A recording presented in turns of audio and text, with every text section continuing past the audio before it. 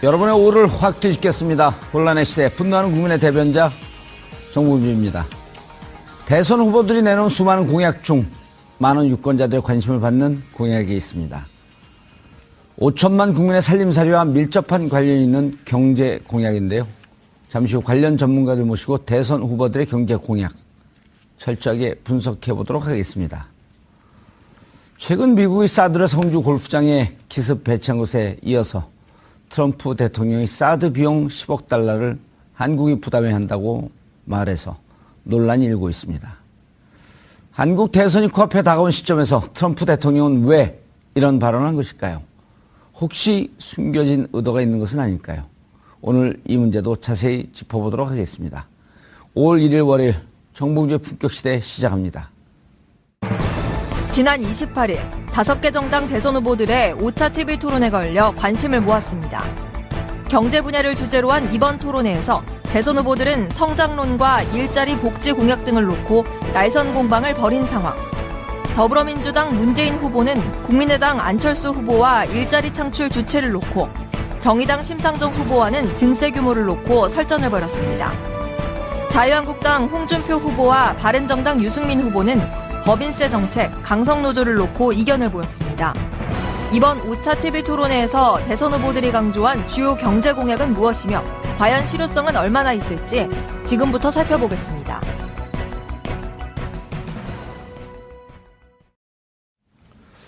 (5월 1일) 월요일 정봉주 품격시대 첫 번째 이슈 들어가겠습니다. 지난주 금요일 대선 후보들의 5번째 TV 토론이 있었습니다. 경제 정책을 주제로 후보들은 사드와 FTA, 일자리 증세, 또 노조 문제를 놓고 격론을 벌였는데요. 이 문제와 관련해 전문가 세 분 모시고 말씀 나눠보도록 하겠습니다. 하호영 한겨레 이슈 기자 자리하셨습니다. 하호영 기자는 경제 전문가는 아닌데 왜 웃어요? 경제부 출입은 잠깐 했습니다. 아, 했어요? 예. 예. 교수님이야말로 정말 경제 전문가. 신세돈 숙명여대 교수님 자리하셨습니다. 반갑습니다. 예. 미국 문제만 전문가인 줄 알았더니 경제 문제도. 35년 연구했습니다. 경제요? 네. 그럼 이번 정부에 들어가시나요? 아닙니다. 자, 그리고 민주사회를 위한, 풀네임이 뭐죠? 민주사회를 위한 변호사 모임입니다. 변호사 모임. 김남근 변호사님 자리하셨습니다. 네, 안녕하세요. 예. 경제 파트 업무를 계속 보셨었죠? 정확히 얘기하면 이제 경제와 관련된 법제도 연구나 법제도 개정 운동 같은 것들을 예. 했습니다. 참여연대 활동도 하셨나요? 아니면 경실련 활동을 하셨었나요? 참여연대 집행위원장을 오래 했습니다. 지금은 그 민변의 부회장. 예, 부회장을 하고 있고, 예. 참여연대에서도 여러 경제금융센터 실행위원 이런 걸 맡고 있습니다. 재벌개혁 운동 이런 걸 하고 있습니다. 민변의, 주류입니까? 아니면 비주류 한 몫으로 들어갑니까? 민변은 주류도 없고 비주류도 없고. 그래요? 저희는 모임 아닙니까? 변호사들의. 네. 알겠습니다. 하 기자님, 지난주, 5차 토론회 때 예. 경제 이슈가 그 주요한 쟁점이 됐었죠? 예. 예. 아마 보신 분들은 아시겠지만 경제 분야를 두고 이렇게 토론을 하면서 예. 재미있을 수도 있다라는 걸 많이 느끼셨을 거예요. 굉장히 흥미를 유발할 수 있는 주제들이 많이 나왔죠. 예. 예를 들면? 예를 들면 단적으로 복지와 관련돼서 이것을 어떻게 실행할 것인가에 대한 구체적인 방안을 가지고 이야기가 나왔고요. 예. 또 홍준표 후보처럼 노조에 대한 얘기를 굉장히 좀 강성노조. 예, 기승전 강성노조. 예. 그래서 실제로 경제가 비단 거시적인 측면에서의 국가를 운영하는 것뿐만 아니라 실생활에서 우리한테 어떻게 해당될 수 있는지를 두고 예. 많은 것을 느끼셨을 법한 그런 토론이었습니다. 예. 교수님, 35년 동안 연구하셨다는데 일반 국민들은 내가 먹고 사는 문제는 관심이 있지만 거시적인 경제 또 조금 더 나하고 그 관계없는 미시적인 또 다른 이슈에 들어가면 모르잖아요. 그리고 대체로 이날도 22%쯤 나왔다는데 꽤 높게 나왔지만 보통 이런 프로도 이제 경제 얘기하면 틀어버린단 말이에요. 어려운 얘기를 해서. 근데 내 실생활에 가장 직결되어 있는 문제 아니에요. 근데 저는 시청률이 높게 나왔다는 게, 예. 그것을 보시는 분들이 내 생활에 얼마만큼 이게 직접 관련이 되는가. 왜냐하면 그 내용을 보면은 예. 뭐 그게 진짜 나한테 오지 와닿는 않죠. 그런 예. 문제들이 아니었죠. 오히려 아까 우리 허 기자님 말씀 맞다나 재밌었다라고 하는 거는 저는 조금 부정적으로 보는데요. 적대적이었어요. 그러니까 상대편의 부족함을 찌르는 그런 류의 질문. 너 이거 모르지 않냐? 아하. 또는 너의 그 패러다임이나 이런 플랜들이 허술하지 않냐? 저는 이런 쪽으로 그럴 수밖에 없는 한계는 있지만. 그렇죠. 상대방의 단점을 끄집어내고 예. 잘 모른다 이런 것을 좀 부각시키고 싶어 하니까. 저는 제가 너무 단순해서 그런지는 몰라도 저는 5명의 후보자들이 이런 토의가 됐었으면 좋겠어요. 예를 들면 나는 이게 내가 일자리는 나가 이거 정책이다. 예를 들면 81만 명 공공부문 예, 일자리다. 예.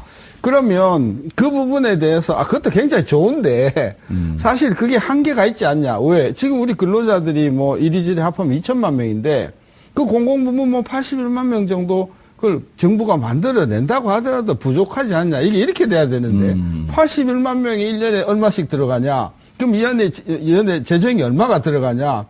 천문학적인 돈 들어간다. 이렇게 하는 것은 못 만드는 거 아니냐? 예, 그런 식의 저는, 그러니까 5명의 중지를 모아서 정말 훌륭한 국가 대통령 후보자들께서 서로 부족한 부분을 인정하고 서로 보완되는 부분, 그러면 그것을 이렇게 합하면 굉장히 좋겠다. 저는 그래서 조금 건설적인 그런 내용들이 많았으면 좋겠다라고 생각을 했는데 예. 너무 찌르는 중심이고 너무나 그 상대편을 무너뜨리려고 하는 그런 중심의 그런 어떤 그래서 재미는 있겠죠. 전 재미는 있겠지만 국가 경제를 걱정하는 사람의 입장에서 보면 서로 이렇게 상대편의 부족한 부분만 이제 이렇게 드러내면 이게 나중에 어떤 분이 대통령이 되셔서 그것을 이제 국회의 어떤 법안에 동의를 할 때 상당 부분 어떤 야쪽에서 반대하는 그런 빌미를 주게 되면서 뭐 잘 봤지만 우리가 국회 선진화법도 있는데 예. 앞으로 정부가 어떤 법을 도입을 하더라도 국회에서 통과되지 못한다고 하면 절름발이 행정부가 될 텐데 그런 관점에서 5명이 누가 되더라도 이 중에 1명은 된다. 그러면 다른 내분의 도움이 필요하다. 따라서 내가 부족한 부분을 저쪽 편에서 이런 보완하는 그런 예. 상승작용하는 그런 어떤 토론을 저는 생각을 했었는데 1번부터 5번까지 계속해서 그 토론이 상대편을 이렇게 소위 저격하는 중심의 그런 토론이 재미는 있었을지 몰라도 예. 저는 조금 부족한 부분이 있었던 것 알겠습니다. 같아요. 김 변호사님은 어떻게 보셨나요?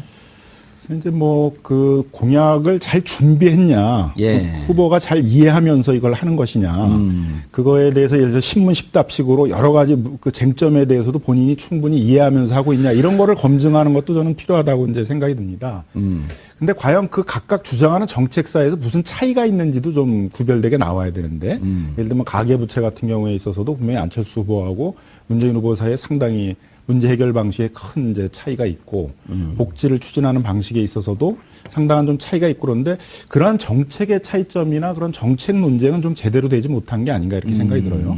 물론 방송 프로그램에서도 정책 논쟁하면 시청률이 잘 안 나온다고 안 그러더라고요. 나오죠. 예. 일단 틀어버립니다, 채널을. 예, 뜨거운 이제 열기가 이제 하려면 이제 후보를 뭐 공격도 하고 그래야 되는데 근데 후보 토론이라는 게 그렇게 어떤 뭐 시청률을 위해서 하는 건 아닐 거 그렇죠. 아니에요. 이제 시청자들에게 시청률을 올리려고 하는 게 아니니까 적어도 좀 체계적으로 국민들에게 우리 사회가 안고 있는 문제가 뭐고 그걸 어떻게 극복하려고 그런다는 거에 대한 비전과 대안을 서로 차이를 두면서 이렇게 좀 제시하려는 그런 방향의 토론이 돼야 되는데 예. 뭐 그런 점에서는 여러모로 좀 아쉬운 점이 있는 것 같습니다.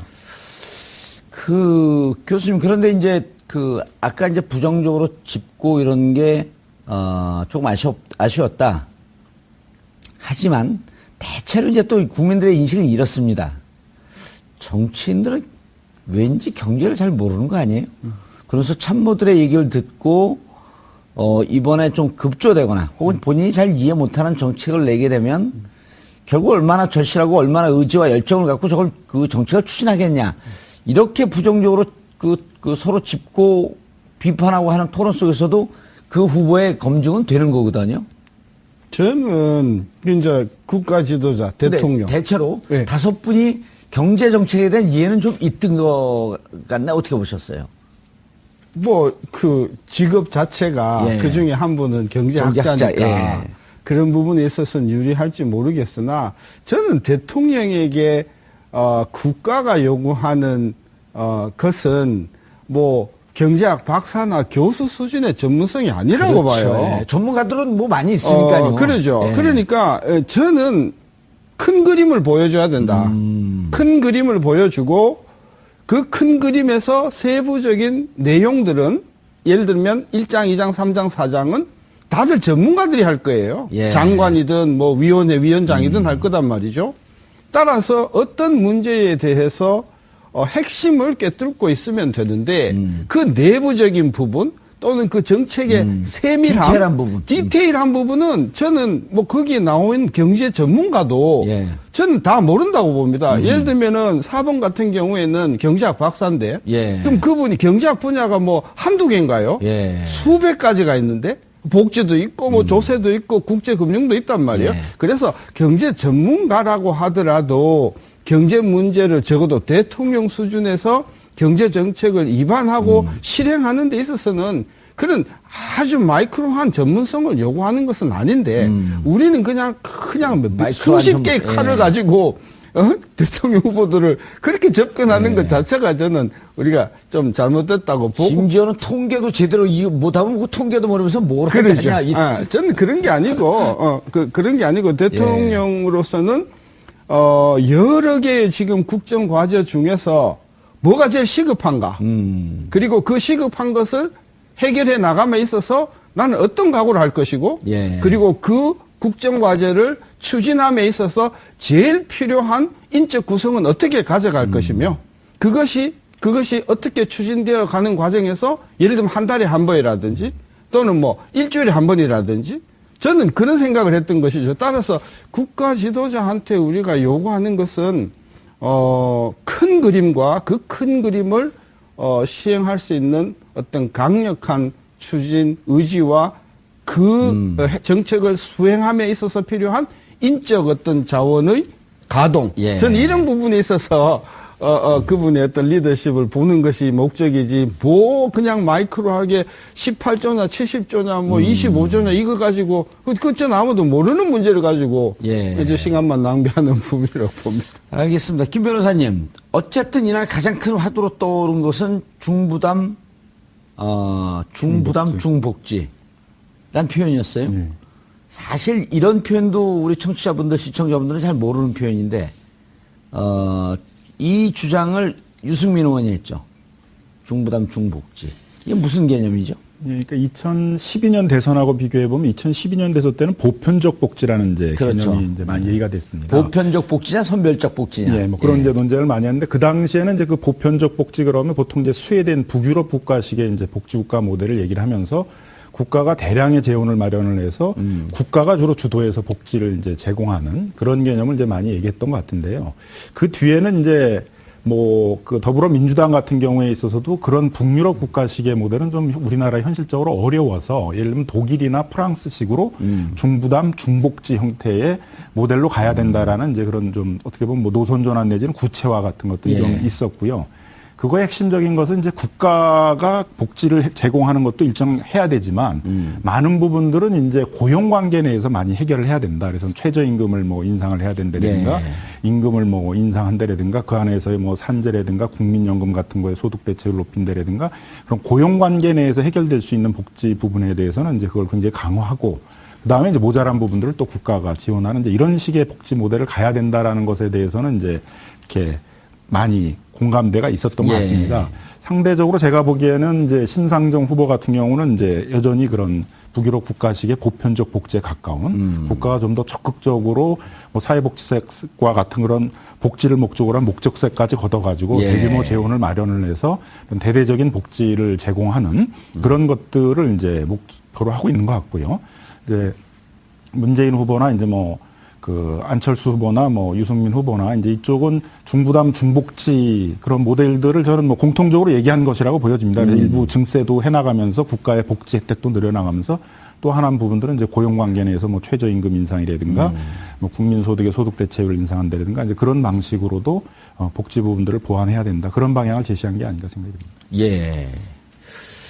그러면 결국은 교수님 이렇게 되면 이제 복지 문제 얘기가 나오게 되면 세수 즉 증세를 어떻게 할 거냐 이 부분에 대해서 후보들 입장이 다 다르지 않았습니까? 그렇죠. 예.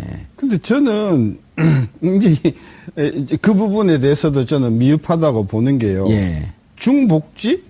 예. 중복지가 뭐냐는 거예요. 그러니까 저도 그걸 여쭤본 중복지가 뭐 예를 들어서 우리가 OECD보다도 조세 부담률이 좀 낮다? 예. 또는 뭐 복지에 지출하는 비율이 OECD보다 낮다? 낮다? 그러니까 우리가 중복지. 근데 저는 그런 개념 가지고 국민 움직일 수 없다. 아하. 왜냐하면 우리가 복지가 여러 부분이 있잖아요. 예. 노인 복지도 있고, 의료 복지도 있고, 아동 복지도 있고. 교육 복지도 있단 말이에요. 예? 예. 그러면 어떤 분야에 먼저 우리가 우선적으로 할 거냐. 이게 먼저 돼야지 그냥 애매모호하게 중복지 그래 버리면 예. 그 정책적으로 추진력도 없고요. 그리고 중복지를 부담하려면은 얼마든 항상 우리가 세금을 더 내야 되는데 증세 그거 문제 나오게 되면 누가 내냐는 전쟁이 거죠. 나잖아요. 예. 그러니까 저는 이게 말이 중복지 부담이라고 말은 하지만 정치 지도자로서 저는 이렇게 뭉뚱그려는 저는 그것은 저는 좀 저하다. 예. 자, 노인 복지 이야기를 하든지 예. 아니면 의료 복지를 확실하게 이야기하든지 교육을 확실하게 하든지 아니면 뭐 그걸 두 개를 뭐 같이 하든지 그래서 내가 어떤 복지 수준을 이만큼 올리겠다.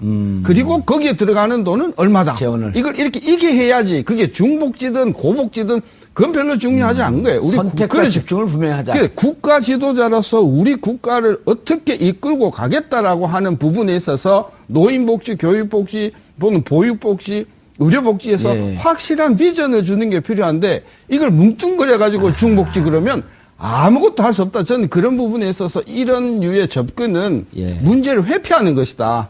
그리고 이런 부분을 가지고 설사 대통령이 된다 하더라도 이런 애매모호한 개념을 가지고 접근하면 예.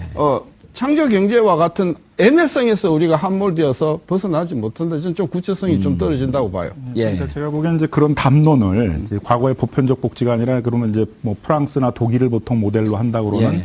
그런 중부담 중복지를 한다면은 예를 들면 그걸 구체화된 정책이 있어야 되는데 예를 들면 연금이라고 그러면 보편적 복지 형태의 기초연금은 어느 정도 보장을 하고 그다음에 국민연금의 이제 소득 대체율을 그건 어느 정도 올려가지고 어느 정도 보장을 하고 그다음에 뭐 퇴직연금 같이 고용 관계에서 또 확보되는 퇴직연금은 얼마나 확보를 하고 그래서 이런 연금의 다충적 구조를 어떻게 짜게 되게 되면 적어도 그 퇴직하기 전에 뭐 한 뭐 절반 정도의 소득 수준으로는 그 노후 생활을 할 수 있게 한다라든가 이런 걸 종합적으로 내야 되는데 그 정책을 이렇게 쪼개서 각각 기초연금은 기초연금대로 얘기하고 국민연금 얘기는 국민연금 얘기하고 이렇게 따로따로 하다 보니까 이게 무슨 종합돼 가지고 어떤 그렇게 종합적인 어떤 뭐 연금 제도를 어떻게 개혁하겠다는 이런 이미지로 다가오지가 않는 거죠. 그러니까 아까 교수님께서 말씀하셨던 국가 지도자라고 하는 것은 좀 빅피처를 보여줄 필요가 있겠다. 이걸 좀 이쪽 저쪽 분야를 좀 종합적으로 해서 그림을 좀 더 종합적이고 구체적으로 그릴 필요가 있겠다. 쉽게 이야기하면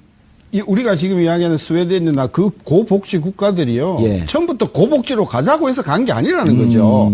일단은 실업 보호하고 그다음에 노령자 보호하고 예. 보육 보호하고 교육 보호하다 하다 보니까 보니까 이게 고가 된 점점 거예요. 그래서 이게 우리나라의 고유의 문화가 있는데 예. 그 문화에 아주 걸맞는 복지를 하다 보면 그게 늘어나고 중복지로 갈 수도 예. 있고 중요한 것은 우리가 복지 지출에 굉장한 돈이 들어가는데 그 돈을 국민들이 내야 할 것 아니에요. 예. 그러면 다수의 국민들이 그 지지하는 복지 프로그램을 국가 지도자가 내놔야 되는데 예. 이걸 그냥 뭉뚱거려서 우리가 너무 낮으니까 올리자. 저부담 저복지니까 예. 중부담 중복지로 가자고 하면 뭐 박수야 치겠지만은 돈을 내라 그러면 아무도 낼 사람 없다. 알겠습니다.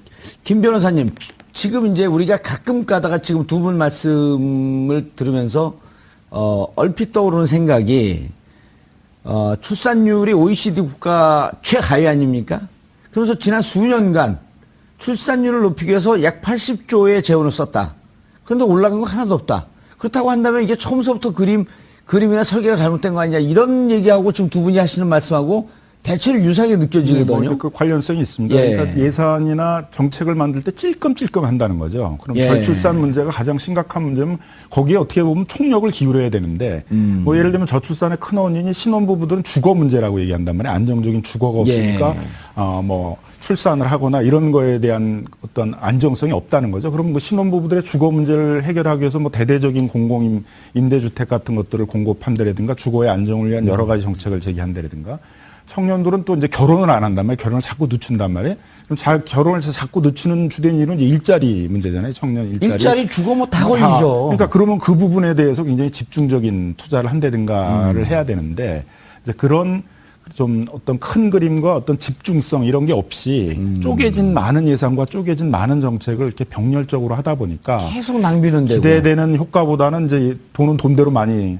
낭비되고 시간은 시간대로 낭비되고 행정력도 많이 낭비되고 이제 그런 문제들이 있는 거죠. 예. 근데 이렇게 되는 이유 중에 하나는 저는 누군가가 좀 자신 있게 우리 국가의 비전이나 이런 걸 제시를 해야 되는데 그런 거보다는 크게 욕먹지 않으면서 아하. 선거를 치르겠다는 거에 좀 더 가까운 게 아닌가 이렇게 생각이 들어요. 예. 그러다 보니까 이제 뭐 굉장히 무리한 증세를 하고 있다라는 비판을 안 받게 하기 위해서 이게 증세를 하자는 건지 안 하는 건지 약간 아하. 불분명해요. 그러니까 뭐 얘기를 또 들어보면은 뭐 실효세율을 높이고 증세를 하자는 얘기거든요. 뭐 세수제도 개편도 좀 하고. 예, 법인세 같은 경우에도 뭐 최고 구간 뭐 500억을 초과하는 부분에 대해서는 뭐 한 25% 이렇게 늘리자는 부분이에요. 그럼 과감하게 뭐 전면적인 증세는 어렵더라도 이런 부분서부터 이제 그 증세를 해나가겠다라든가 그렇게 좀 자신 있게 얘기를 해야 되는데 저 후보가 되게 되면은 굉장히 무리하게 증세를 해서 혼란이 오는 거 아니냐 이런 비판을 좀 피하려고 굉장히 우회적으로 또는 뭐 우린 증세는 원칙적으로 안 하는 거다. 규제는 뭐 우리는 원칙적으로 안 하는 거다.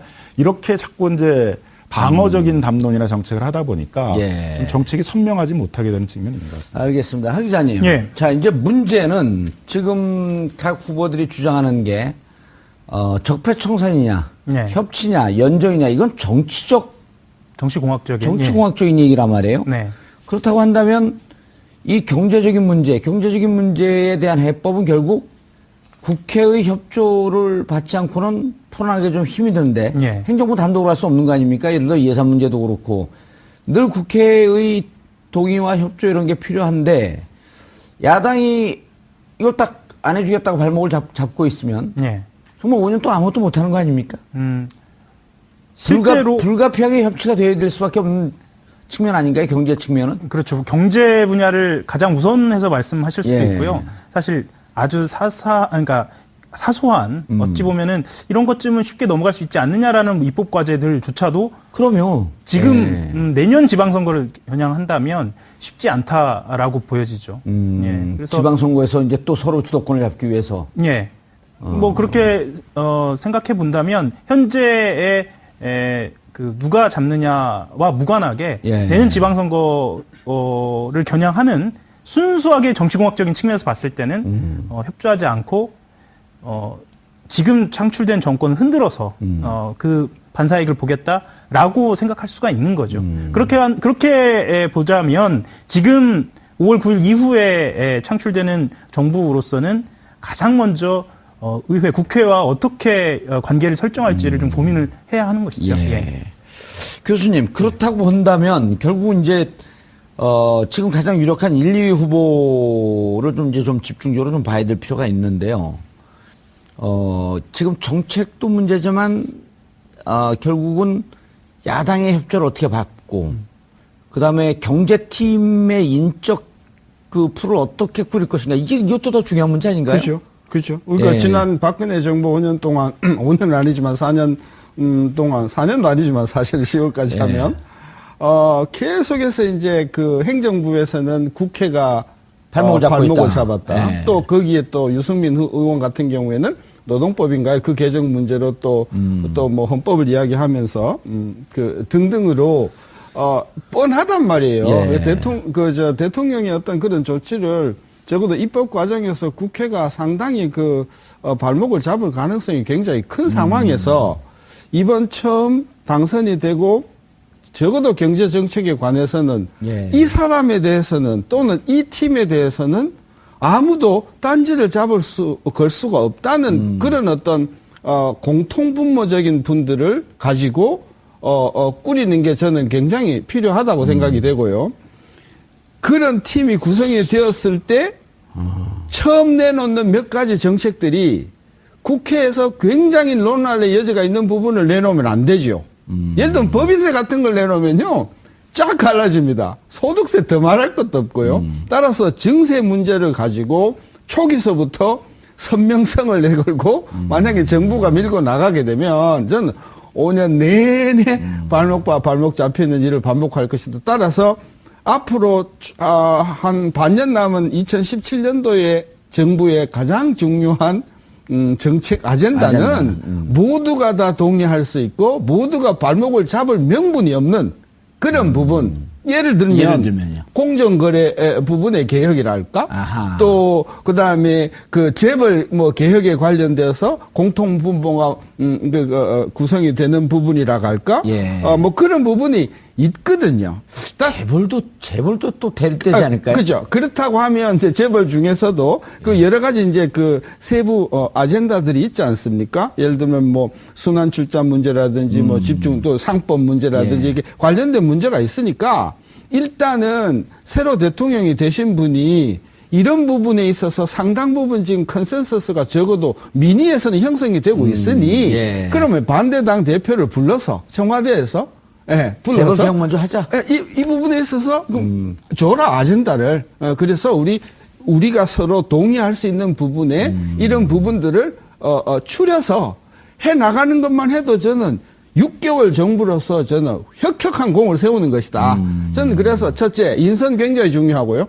그리고 동의할 수 있는 최저 수준의 그러니까 공통분모를 만들어낸다. 좌도 아니고 우도 아니고 그러면서도 좌성도 있으면서 우성도 있는 사람들을 잘 구성을 해서 예. 이분들이 지금 우리가 국민들이 지금 필요하고 있는 공정한 부분 내지는 어떤 개혁 부분에 있어서 드라이브를 걸고 예. 그 드라이브를 추동력으로 해서 내년 내후년에는 획기적인 경제 부분과 또는 저는 저 일자리 부분의 어떤 예. 동력을 저는 그런 어떤 우선순위 prioritization 요게 지금 현 정부가 제일 굉장히 두 가지 중요한 꼭지라고 봐요. 김 변호사님, 지금 이제 말씀을 들으면서 두 분 말씀은 상당히 지금 이제 어느 정도 이제 공감대가 이루어지는 부분이 있는 것 같은데 제 생각에는, 돌발적으로 드는 생각은 경제는 좀 낮은 차원에서의 합의를 만들어 나가는, 그러니까 대립을 통해서 내 정체성이 분명한 정부다라고 하는 모습을 그냥 이거 보여주기만 해서는 안 될 거 아니에요. 성과가 있어야 되는 거 아닙니까, 경제는? 그래서 경제는 좀 낮은 차원에서 가되 예를 들어 정치적 적폐라든지 이런 부분에 대해서 또 국민들 촛불 시민도 있으니까 국민적 공감대가 높아서 정치와 경제를 좀 분리하면서 경제는 좀 지금 교수님 말씀하셨듯이 낮은 차원에서 합의를 좀 이뤄나가는. 그래서 저는 뭐 그건 조금 전 생각이 다른 예. 게 일단은 저는 행정적 차원에서 개혁할 게 굉장히 많다고 생각이 들고 굳이 입법부를 통하지 않아도. 네, 그다음에 이제 국회를 통하지 않더라도 예. 그러니까 예를 들면 노동 분야도 뭐 근로감독관들을 뭐 대거 뽑아가지고 현장에 많이 배치를 해서 이게 파견이냐 도급이냐 이런 논쟁 많은데 사실은 이제 그거를 현장에서 판단해서 이게 불법 파견이다 그러면 비정규직 정규직으로 전환할 수 있는 거거든요.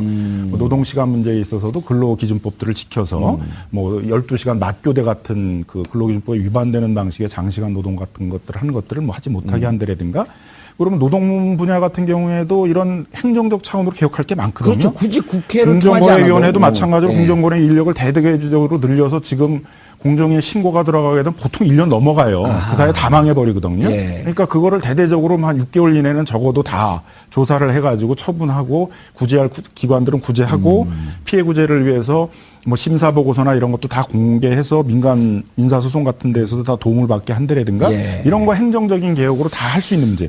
중소기업, 중소상인 뭐 보호 이런 것들 다 행정 차원으로 할 수 있는 것들이거든요. 그래서 이런 부분에 대해서는 좀 더 과감하게 해야 된다. 촛불 민심이라는 게 꼭 그 박근혜 정부의 그런 정치적 적폐들을 척결하자는 문제만이 아니라 굉장히 경제적으로도 상황이 어려워지면서 그런 서민과 중산층들이 더 이상의 이런 식의 경제 체제에서는 어렵다라는 분노가 발생된 측면도 있기 때문에 있었던 거죠. 그러니까 예. 그런 중소상공인들 비정규직 문제 이런 부분에 있어서는 굉장히 전 적극적인 개혁이 있어야 된다고 생각이 듭니다. 그래서 행정적 차원으로 할 수 있는 건 하고 그다음에 이제 뭐 교수님 말씀하신 것처럼 이번 대선 토론을 유심히 보면 적어도 네 당은 상당히 공통점이 다 있어요. 그 뭐 홍준표 후보는 좀 다르지만 예. 다른 네 당은 어쨌든 근데 경제적인 홍준표 개혁을 후보의 당이 또 한 100표 정도, 100석 정도 갖고 있으니까 크게 고통스러운 거 아니에요? 있는데 네 개 정당이 또 합의를 하게 되면 또 국민적인 공감대를 모아서 개혁할 수 있는 게 있어요. 예를 들면 재벌 개혁도 재벌 개혁사를 축소시키고 그런 재벌의 그 경제를 억제를 하는 방향의 그 개혁에 대해서는 좀 이견들이 많이 있는 거죠. 뭐 예. 오히려 안철수 후보 같은 사람들은 뭐 계열 분리 명령, 기업 분리 명령 이런 과감한 개혁을 해야 된다 그러는데 또 문재인 후보 측에서는 공정거래법 방향에서의 개혁 같은 건 어려우니까 뭐 상법 중심의 그런 개혁을 하자라고도 얘기를 하거든요. 예. 그럼 그런 부분 좀 뒤로 늦추더라도 적어도 이제 재벌 총수 일가의 전횡을 막기 위한 그런 소수주주들의 대표를 이사회로 보내는 제도, 뭐 집중투표제를 하자든가 다중대표 소송을 하자라든가 이런 부분은 네 당이 거의 합치를 보고 있거든요. 그럼 이런 개혁은 하자는 거죠. 자영업자들 어려우니까 상가건물 임대차 보호법 개정해서 뭐 5년 지금 기간돼 있는 거 10년으로 법정 갱시 기간 늘리고 임대료 그건 또 인상도 국회 동의가 규제하고 필요한 거 아니에요, 근데? 그런 부분에 대해서는 네 당이 다 얘기를 하고 있다는 거죠. 공통적으로. 예. 적어도 그래서 저는 뭐 리스트를 만들면 한 뭐 20까지는 만들 수 있을 것 같은데 네 개 후보, 네 개 정당의 후보가 서로 공통적으로 얘기하고 있는 예. 말씀하신 것처럼 그런 재벌 개혁, 중소상공인 보호, 공정거래. 그리고 공정거래, 그 다음에 이제 그런 비정규직 보호, 뭐 복지제도에서도 일부 같은 경우에 있어서는 이제 그건 우선적으로 합의를 봐서 이번 정기국회 때 처리하자라는 예. 좀 정치적 합의를 이끌어낼 수도 있지 않을까 두 생각합니다. 분께서 어느 캠프를 들어가도 좀 유력한 캠프를 좀 들어가 계셨어야 되는데. 예? 아니, 두 분 말씀 들어보면 이게 뭔가 잘할 수 있을 것 같은 게 보이는데 이제 교수님하고 가닥이 조금 틀린 건 이제 그렇게 합의될 수 있는 걸 리스트업 해갖고 공통 분모로 찾아내는 낮은 차원에서. 그러나 또 중요한 건 어떤 인물이 이걸 맡느냐. 경제 수장을 누굴 맡길 것이냐. 이게 가장 중요한 것 중에 하나 아닌가요? 교수님 가시죠, 그냥. 사실은 제가 지난 35년 쭉 한국의 민주화 과정에서 대통령이 되시고 어떤 사람을 쓰시고 그 쓰신 분이 경제 정책을 상당 부분 실패하고 그걸 반복해 왔었거든요. 예. 그런데 우리 언론의 문제도 있고 그러지만 그 실패한 분, 그러니까 예. 대통령 말고 경제 책임자 예. 그 부분에 대한 기억을 우리가 갖고 있지는 않아요. 예. 그러니까 예를 들면 왜 실패했는가라고 하면서 잘 반추해 보면 그러죠. 그러니까 예를 들면 대표적인 경우가 이제 그 홍준표 그 당 대표가 예. 경제가 그때 한참 어려울 때 김대중 대통령 때의 경제 담당자를 모시고 오자. 뭐 이런 식으로 이제 구체적인 거명까지 했었거든요. 예. 근데 이제 그분이 꺼내온 최대 패착 중에 하나가 신용카드 남발에 의한 그 신용카드 부채 문제가 대두가 됐었거든요. 그러니까 과거에 쭉 이렇게 우리가 정책을 보면 실제로 정책에서 굉장히 잘못된 어떤 그런 정책들이 많았음에도 불구하고 그 부분에 대한 어떤 반성 또는 비판들이 굉장히 이게 사장이 되어버리니까 예.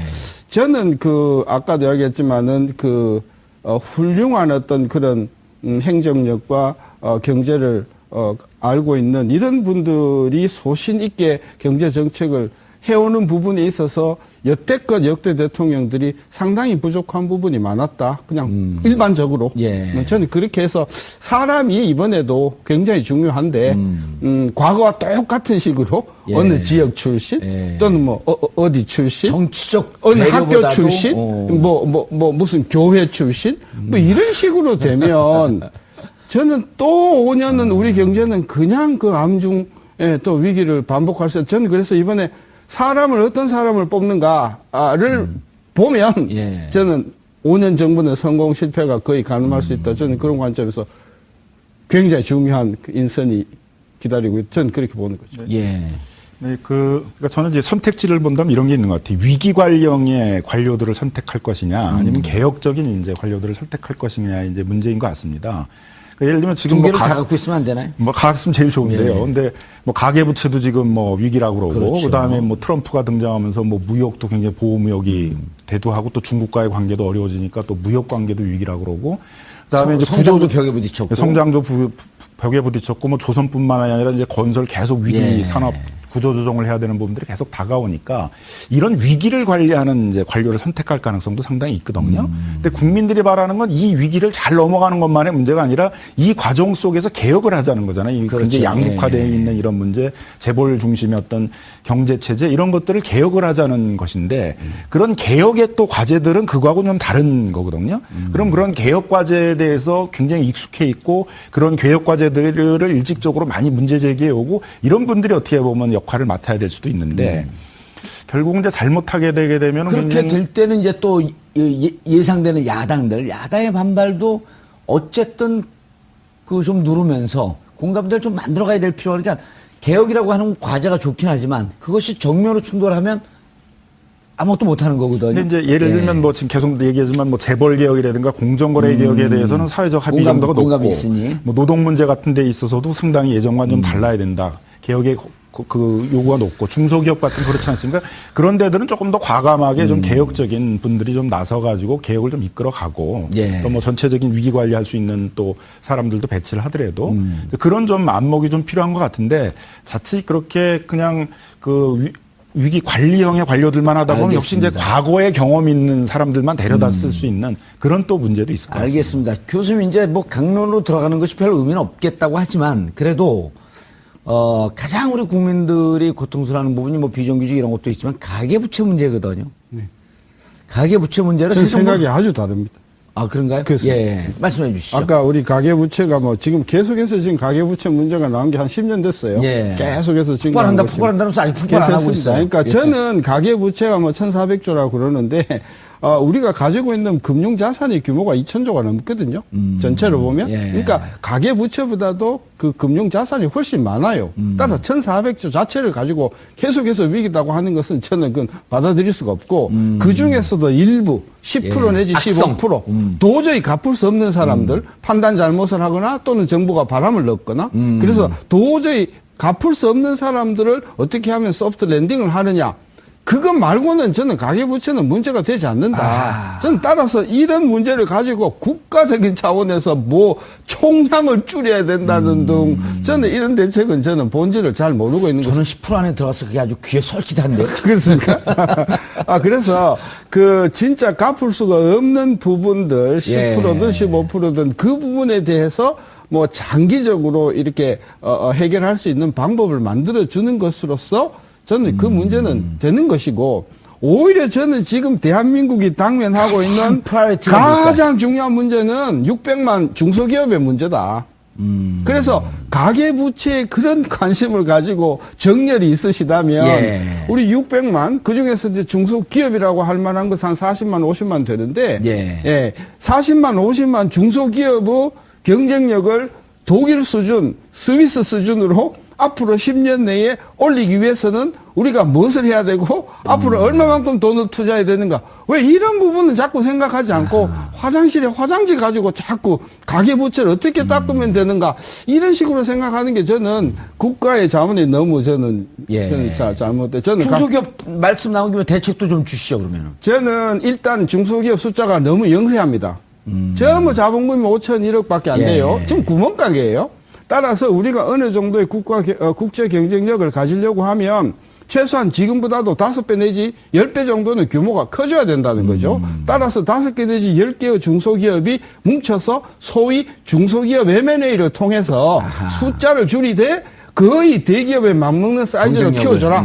그러면 국가가 매칭 펀드로 공단을 입주를 혜택을 주든지 아니면 기술 교육을 해준다든지 또는 그 자녀들에 대해서 독일이나 스웨덴에 연수를 갈 때 연수 지원을 해준다든지 긴 안목을 가지고 대한민국의 중소기업을 세계적인 수준의 중소기업으로 키워주는 그쪽에 저는 국가적인 역량이 모여지면 일자리 문제, 복지 문제, 뭐 모든 문제가 자동 해결된다. 저는 그래서 키워드는 중소기업인데 이 부분에 대해서 안을 내신 분들이 단편적으로 내거나 또는 제가 생각하는 만큼 그 큰 방점을 두지 않는다. 저는.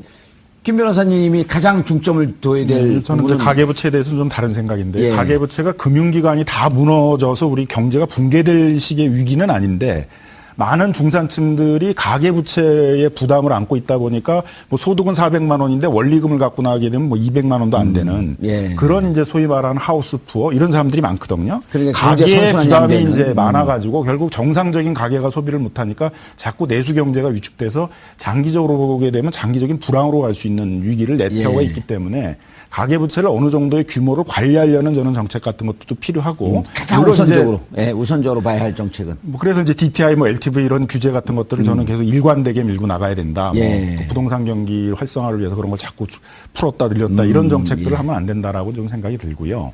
그래서 가계부채에 대해서도 저는 굉장히 적극적인 정책이 필요하다고 생각이 예. 들고요. 그다음에 교수님 말씀하셨듯이 이제 재벌 주도의 경제가 되다 보니까 예를 들면 4차 산업혁명을 하자 그래도 그걸 죄다 재벌들이 뭐 14개의 기업 14개의 그 분야로 나눠가지고 재벌들이 그걸 나눠 갖기로 개발을 하자라든가 맨 이런 식의 구상을 하고 있거든요. 그게 규제 프리존 특별법이라는 것들인데 그런 분야에 대해서도 중견기업을 진출시키고 중소기업이 하려면 중소기업들의 컨소시엄을 만들어서 진출시키고 거기다 집중적으로 지원을 해서 적어도 신산업 분야의 일부 부분이라든가 과거의 중소기업이나 자영업자들이 영위해왔던 그런 중소상공인 적합업적 분야에 있어서는 중소기업과 자영업자들의 경쟁과 협업을 통해서 그 산업을 육성해 나가겠다는 이런 비전이 있어야 되는데 예. 이런 게 없이 자꾸 모든 것들을 재벌의 투자에 의존하는 알겠습니다. 그런 경제 패러다임을 가지면 저는 우리 문제가 해결되기 어렵다고 생각합니다. 알겠습니다. 경제 공약 디테일하게 아주 미시하게 들어가기보다도 전체 틀에서 후보들이 어떻게 경제를 이해하고 있는지 그리고 향후 경제의 활로를 모색하기 위해서는 어떤 관점에서 봐야 하는지를 두 분 전문가들께서 짚어주셨습니다. 앞으로 일주일 정도 남아 있습니다. 어느 후보가 정말 국가의 미래를 위해서 어떤 경제 정책을 갖고 있는지 유권자분들께서 시청자분들께서 조금 더 신중하게 들여다 봐줬으면 하는 바람입니다. 김남근 변호사님 자리하셨습니다. 네, 안녕하세요. 예. 경제 파트 업무를 계속 보셨었죠. 뭐 정확히 얘기하면 이제 경제와 관련된 법제도 연구나 그런 법제도 개정 운동 같은 것들을 예. 했었습니다. 참여연대 활동도 하셨나요? 아니면 경실련 활동을 하셨었나요? 참여연대 집행위원장을 오래 했습니다. 그 지금은 그 민변의 부회장. 예, 부회장을 하고 있고 예. 뭐 참여연대에서도 뭐 여러 경제금융센터 실행위원 이런 걸 맡고 있습니다. 재벌개혁 운동 이런 걸 하고 있습니다. 민변의 주류입니까? 아니면 비주류 한 목소리로 들어갑니까? 민변은 주류도 없고 비주류도 없고 그래요? 저희는 모임 아닙니까 변호사들의. 네. 알겠습니다. 하 기자님, 지난주 5차 토론할 때 예.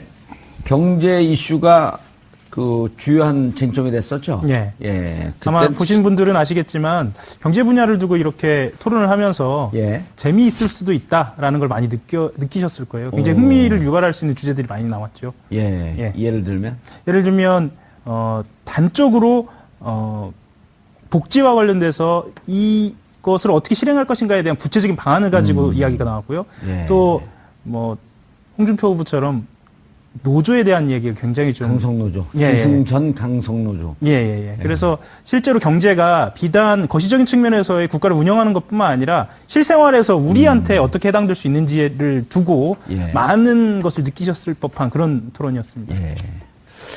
교수님, 35년 동안 연구하셨다는데 일반 국민들은 내가 먹고 사는 문제는 관심이 있지만 거시적인 경제 또 조금 더 나하고 그 관계없는 미시적인 또 다른 이슈에 들어가면 모르잖아요.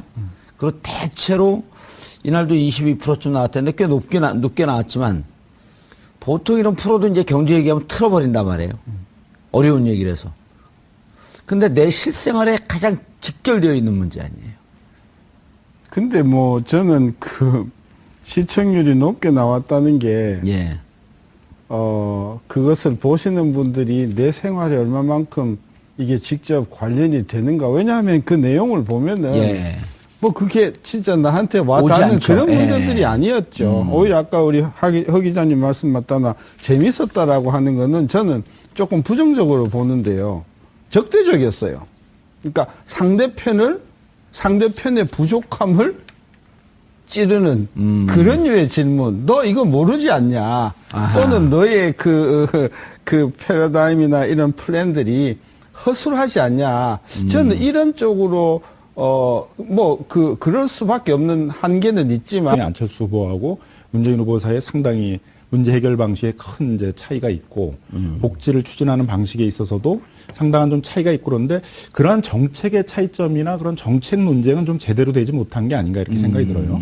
물론 방송 프로그램에서도 정책 논쟁하면 시청률이 잘 안 나온다고 안 그러더라고요. 나오죠. 예. 일단 틀어버립니다, 채널을. 네, 뜨거운 이제 열기가 이제 하려면 이제 후보를 뭐 공격도 하고 그래야 되는데 근데 후보 토론이라는 게 그렇게 어떤 뭐 시청률을 위해서 하는 건 아닐 거 아니에요. 그렇죠. 이제 시청자들에게 시청률을 올리려고 하는 게 아니니까 적어도 좀 체계적으로 국민들에게 우리 사회가 안고 있는 이제 문제가 뭐고 그걸 어떻게 극복하려고 그런다는 거에 대한 비전과 대안을 서로 차이를 두면서 이렇게 좀 제시하려는 그런 방향의 토론이 돼야 되는데 뭐 예. 그런 점에서는 여러모로 좀 아쉬운 점이 있는 것 같습니다. 교수님, 그런데 이제 아까 이제 부정적으로 짚고 이런 게, 조금 아쉬웠다. 하지만, 대체로 이제 또 국민들의 인식은 이렇습니다. 정치인들은 왠지 경제를 잘 모르는 거 아니에요?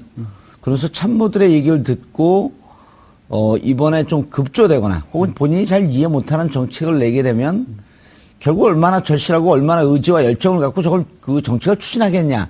이렇게 부정적으로 서로 짚고 비판하고 하는 토론 속에서도 그 후보의 검증은 되는 거거든요.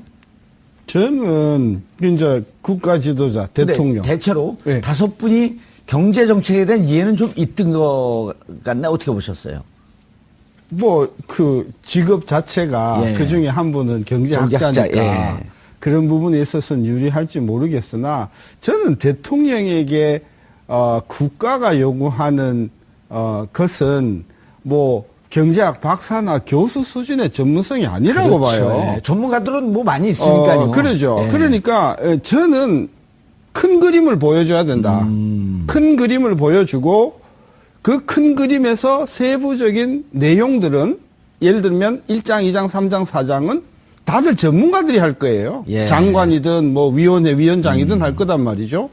따라서 어떤 문제에 대해서 핵심을 꿰뚫고 있으면 되는데 그 내부적인 부분 또는 그 정책의 세밀함, 디테일한 부분. 부분은 저는 뭐 거기에 나온 경제 전문가도 예. 저는 다 모른다고 봅니다. 예를 들면은 4번 같은 경우에는 경제학 박사인데 예. 그럼 그분이 경제학 분야가 뭐 한두 개인가요? 예. 수백 가지가 있는데 복지도 있고 뭐 조세도 있고 국제금융도 있단 말이에요. 예. 그래서 경제 전문가라고 하더라도 경제 문제를 적어도 대통령 수준에서 경제 정책을 입안하고 실행하는 데 있어서는 그런 아주 마이크로한 전문성을 요구하는 것은 아닌데 우리는 그냥 수십 개의 칼을 예. 가지고 대통령 후보들을 그렇게 접근하는 것 자체가 저는 우리가 좀 잘못됐다고 보고. 심지어는 통계도 제대로 못하면 그 통계도 모르면서 뭘 그러죠. 하냐. 저는 그런 게 아니고, 그런 게 아니고 대통령으로서는 여러 개의 지금 국정 과제 중에서 뭐가 제일 시급한가. 그리고 그 시급한 것을 해결해 나감에 있어서 나는 어떤 각오를 할 것이고, 예. 그리고 그 국정 과제를 추진함에 있어서 제일 필요한 인적 구성은 어떻게 가져갈 것이며, 그것이 어떻게 추진되어 가는 과정에서 예를 들면 한 달에 한 번이라든지 또는 뭐 일주일에 한 번이라든지 저는 그런 생각을 했던 것이죠. 따라서 국가 지도자한테 우리가 요구하는 것은 큰 그림과 그 큰 그림을 시행할 수 있는 어떤 강력한 추진 의지와 그 정책을 수행함에 있어서 필요한 인적 어떤 자원의 가동. 예. 저는 이런 부분에 있어서 그분의 어떤 리더십을 보는 것이 목적이지, 뭐, 그냥 마이크로하게 18조냐, 70조냐, 뭐, 25조냐, 이거 가지고, 그전 아무도 모르는 문제를 가지고, 예. 이제 시간만 낭비하는 부분이라고 봅니다. 알겠습니다. 김 변호사님, 어쨌든 이날 가장 큰 화두로 떠오른 것은 중부담 중복지라는 표현이었어요. 네. 사실 이런 표현도 우리 청취자분들, 시청자분들은 잘 모르는 표현인데, 이 주장을 유승민 의원이 했죠. 중부담 중복지. 이게 무슨 개념이죠? 예, 그러니까 2012년 대선하고 비교해 보면 2012년 대선 때는 보편적 복지라는 이제 그렇죠. 개념이 이제 많이 얘기가 됐습니다. 보편적 복지냐, 선별적 복지냐. 예, 뭐 그런 이제 논쟁을 많이 하는데 그 당시에는 이제 그 보편적 복지 그러면 보통 이제 스웨덴 북유럽 국가식의 이제 복지국가 모델을 얘기를 하면서 국가가 대량의 재원을 마련을 해서 국가가 주로 주도해서 복지를 이제 제공하는 그런 개념을 이제 많이 얘기했던 것 같은데요. 그 뒤에는 이제 뭐 그 더불어민주당 같은 경우에 있어서도 그런 북유럽 국가식의 모델은 좀 우리나라 현실적으로 어려워서 예를 들면 독일이나 프랑스식으로 중부담 중복지 형태의 모델로 가야 된다라는 이제 그런 좀 어떻게 보면 뭐 노선 전환 내지는 구체화 같은 것들이 예. 좀 있었고요. 그거의 핵심적인 것은 이제 국가가 복지를 제공하는 것도 일정해야 되지만 많은 부분들은 이제 고용 관계 내에서 많이 해결을 해야 된다. 그래서 최저임금을 뭐 인상을 해야 된다든가 예. 임금을 뭐 인상한다라든가 그 안에서의 뭐 산재라든가 국민연금 같은 거에 소득 대체를 높인다라든가 그런 고용 관계 내에서 그렇죠. 상대방의 단점을 끄집어내고 예. 잘 모른다 이런 것을 좀 부각시키고 싶어 하니까. 저는 제가 너무 단순해서 그런지는 몰라도 저는 5명의 후보자들이 이런 토의가 됐었으면 좋겠어요. 예를 들면 나는 이게 내가 일자리는 나가 이거 정책이다. 예를 들면 82만 명 공공부문 예. 일자리다. 예. 그러면 그 부분에 대해서 그것도 굉장히 좋은데 사실 그게 한계가 있지 않냐. 왜? 지금 우리 근로자들이 뭐 이리저리 합하면 2천만 명인데 그 공공부문 뭐 81만 명 정도 그걸 정부가 만들어낸다고 하더라도 부족하지 않냐. 이게 이렇게 돼야 되는데 81만 명이 1년에 얼마씩 들어가냐. 그럼 이 안에 재정이 얼마가 들어가냐. 천문학적인 돈 들어간다. 이렇게 하는 것은 못 만드는 거 아니냐. 그런 식의 저는 그러니까 5명의 중지를 모아서 정말 훌륭한 국가 대통령 후보자들께서 서로 부족한 부분을 인정하고 서로 보완되는 부분 그러면 그것을 이렇게 합하면 굉장히 좋겠다. 저는 그래서 조금 건설적인 그런 내용들이 많았으면 좋겠다라고 생각을 했는데 예. 너무 찌르는 중심이고 너무나 그 상대편을 무너뜨리려고 하는 그런 중심의 그런 어떤 그래서 재미는 있겠죠. 전 재미는 있겠지만 국가 경제를 걱정하는 사람의 입장에서 보면 서로 이렇게 상대편의 부족한 부분만 이제 이렇게 드러내면 이게 나중에 어떤 분이 대통령이 되셔서 그것을 이제 국회의 어떤 법안에 동의를 할 때 상당 부분 어떤 야 쪽에서 반대하는 그런 빌미를 주게 되면서 뭐 잘 봤지만 우리가 국회 선진화법도 있는데 예. 앞으로 정부가 어떤 법을 도입을 하더라도 국회에서 통과되지 못한다고 하면 전륜발이 행정부가 될 텐데 그런 관점에서 5명이 누가 되더라도 이 중에 1명은 된다. 그러면 다른 4분의 도움이 필요하다. 따라서 내가 부족한 부분을 저쪽 편에서 이런 보완하는 그런 예. 상승작용하는 그런 어떤 토론을 저는 생각을 했었는데 1번부터 5번까지 계속해서 그 토론이 상대편을 이렇게 소위 저격하는 중심의 그런 토론이 재미는 있었을지 몰라도 예. 저는 조금 부족한 부분이 있었던 것 알겠습니다. 같아요. 김 변호사님은 어떻게 보셨나요? 이제 뭐 그 공약을 잘 준비했냐, 예. 그 후보가 잘 이해하면서 이걸 하는 것이냐, 그거에 대해서 예를 들어 신문 10답식으로 여러 가지 그 쟁점에 대해서도 본인이 충분히 이해하면서 하고 있냐 이런 거를 검증하는 것도 저는 필요하다고 이제 생각이 듭니다. 근데 과연 그 각각 주장하는 정책사에서 무슨 차이가 있는지도 좀 구별되게 나와야 되는데, 예를 들면 가계부채 같은 경우에 있어서도 보면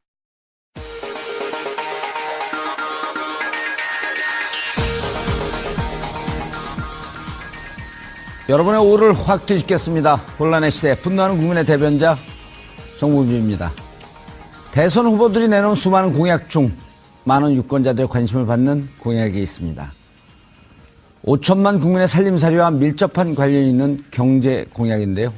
잠시 후 관련 전문가들 모시고 대선 후보들의 경제 공약 철저하게 분석해 보도록 하겠습니다. 최근 미국의 사드르 성주 골프장에 기습 배치한 것에 이어서 트럼프 대통령이 사드 비용 10억 달러를 한국이 부담해야 한다고 말해서 논란이 일고 있습니다. 한국 대선이 코앞에 다가온 시점에서 트럼프 대통령은 왜 이런 발언을 한 것일까요? 혹시 숨겨진 의도가 있는 것은 아닐까요?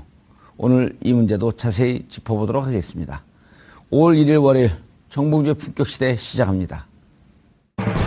지난 28일 5개 정당 대선 후보들의 5차 TV 토론회가 열려 관심을 모았습니다. 경제 분야를 주제로 한 이번 토론회에서 대선 후보들은 성장론과 일자리 복지 공약 등을 놓고 날선 공방을 벌인 상황. 더불어민주당 문재인 후보는 국민의당 안철수 후보와 일자리 창출 주체를 놓고 정의당 심상정 후보와는 증세 규모를 놓고 설전을 벌였습니다. 자유한국당 홍준표 후보와 바른정당 유승민 후보는 법인세 정책, 강성노조를 놓고 이견을 보였습니다. 이번 5차 TV 토론회에서 대선 후보들이 강조한 주요 경제 공약은 무엇이며 과연 실효성은 얼마나 있을지 지금부터 살펴보겠습니다.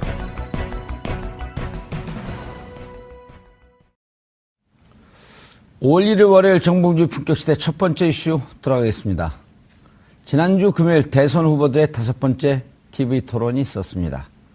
경제 정책을 주제로 후보들은 사드와 FTA, 일자리 증세, 또 노조 문제를 놓고 격론을 벌였는데요. 이 문제와 관련해 전문가 세 분 모시고 말씀 나눠보도록 하겠습니다. 하호영 한겨레 이슈 기자 자리하셨습니다. 하호영 기자는 경제 전문가는 아닌데 왜 웃어요? 경제부 출입은 잠깐 했습니다. 아, 했어요? 예. 교수님이야말로 정말 경제 전문가. 신세돈 숙명여대 교수님 자리하셨습니다. 반갑습니다. 예. 미국 문제만 전문가인 줄 알았더니 경제 문제도. 35년 연구했습니다. 경제요? 네. 그럼 이번 정부에 들어가시나요? 아닙니다. 자, 그리고 민주사회를 위한, 민변 플레임이 뭐죠? 민주사회를 위한 변호사 모임입니다. 변호사 모임.